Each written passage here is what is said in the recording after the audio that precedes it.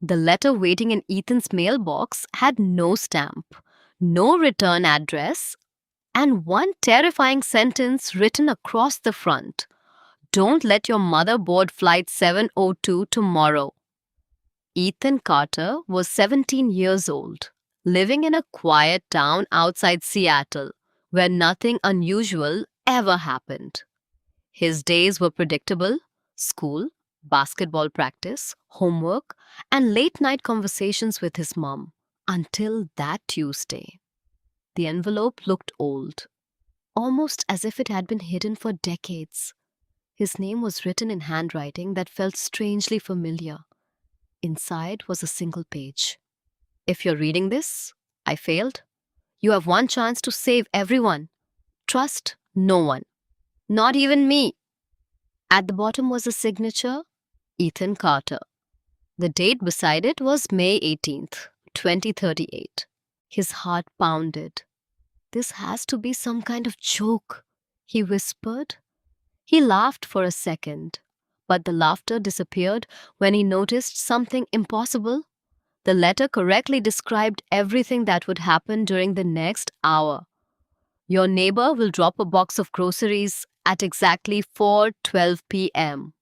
3 minutes later, crash. Outside, Mrs. Wilson's grocery bag split open, oranges rolling across the sidewalk. Your best friend, Noah, will text you asking if you finished the history assignment." Buzz. His phone lit up. Noah. "Bro, did you finish the history homework?" Ethan felt the color drain from his face. He kept reading. "At exactly 5:30 p.m., your mother will receive a phone call offering her a last-minute business trip to Chicago. She'll accept it. Don't let her board flight 702 tomorrow." His breathing became shallow. At 5:30 p.m. sharp, his mom's phone rang. She smiled during the conversation. When she hung up, she looked excited. "Guess what? My company needs me in Chicago tomorrow morning. They already booked my ticket." Ethan froze. "What flight?" She checked the email. "Flight 702." Every word in the letter was coming true. He wanted to tell her everything, but how could he explain a letter from the future? That night, Ethan couldn't sleep. He searched the internet for Flight 702. Nothing unusual appeared. No warnings, no news, no accidents.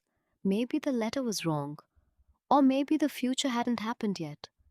Just before midnight, he unfolded the letter one last time.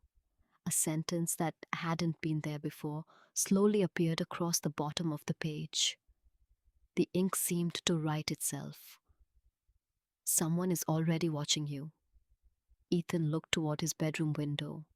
Across the street, a man wearing a black coat stood perfectly still under a streetlight.